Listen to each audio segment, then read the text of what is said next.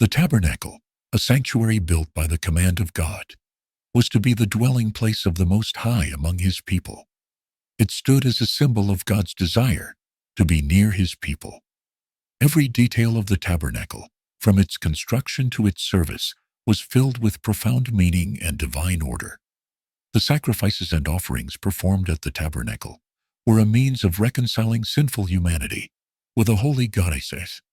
God instructed Moses, "If a soul shall sin through ignorance against any of the commandments of the Lord concerning things which ought not to be done, and shall do against any of them." Leviticus 4:2. The sin offering was established to atone for sin. Whether for an individual, a leader, or the whole congregation, this offering was to be performed with care, for it symbolized the costly sacrifice required for forgiveness. The priest slaughters a lamb, and its blood is sprinkled on the altar. The Lord gave specific instructions for the offering. If his sin, wherein he hath sinned, come to his knowledge, he shall bring his offering, a kid of the goats, a male without blemish. And he shall lay his hand upon the head of the sin offering, and kill it in the place where they kill the burnt offering. Leviticus 4:28-29. This offering symbolized the need for a pure and unblemished sacrifice for the remission of sins. The sacrificial service was a constant reminder that sin could only be forgiven through the shedding of blood, pointing forward to the ultimate sacrifice of Christ. The priest enters the holy place of the tabernacle, preparing to offer incense and perform the sacred duties. The priest, chosen to serve in the sanctuary, bore the responsibility of offering sacrifices on behalf of the people. The role of the priest was sacred, as they acted as mediators between God and Israel. The priest's duty was not only to offer sacrifice, but also to lead the people in worship, ensuring that they could experience God's presence in the sanctuary. The priests were to be consecrated for their sacred work, and their service required absolute purity and reverence. The holiness of the sanctuary and the sanctification of the priests were paramount in the service of the Lord. Inside the tabernacle, Nadab and Abihu, sons of Aaron, are preparing to offer incenses. However, not all who served in the tabernacle approached their duties with reverence. The sons of Aaron, Nadab and Abihu, defied God's instructions, and they took either of them his censer and put fire therein, and put incense thereon, and offered strange fire before the Lord, which he commanded them not.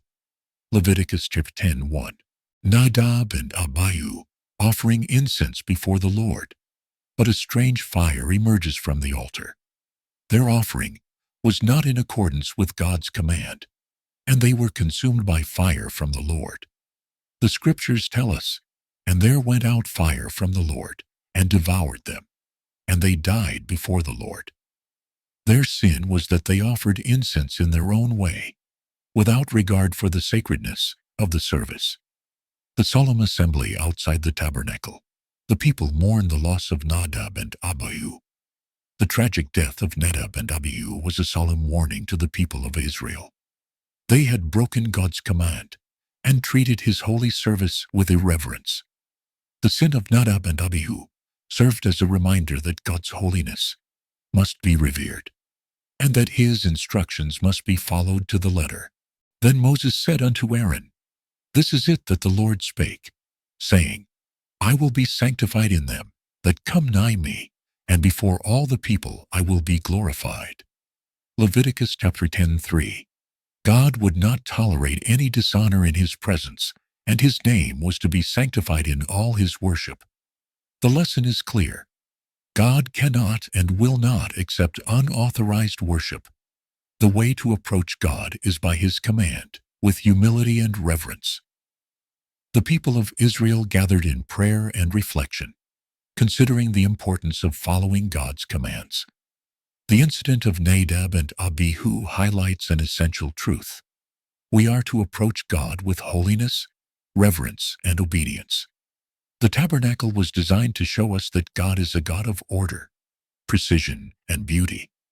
and He desires His people to reflect that same holiness in their lives.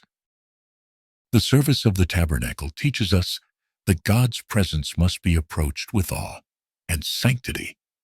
His commands must be followed, for they are given with divine wisdom. The tabernacle standing as a symbol of God's holiness and presence among His people. Let us remember the lessons of the tabernacle and the service within it. As we strive to live holy lives and worship God with sincerity, may we approach His presence with the reverence He deserves, understanding that He is a God of order, holiness, and beauty. May we consecrate our lives, our hearts, and our service to God, just as the tabernacle was consecrated for His purpose.